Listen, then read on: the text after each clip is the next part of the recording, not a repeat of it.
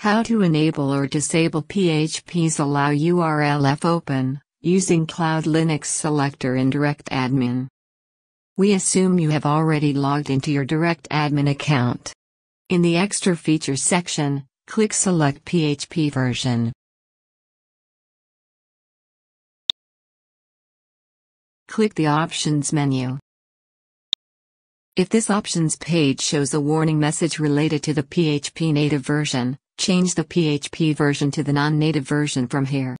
You can see that Allow URL Open is disabled. Check the box to enable it. It has been enabled now.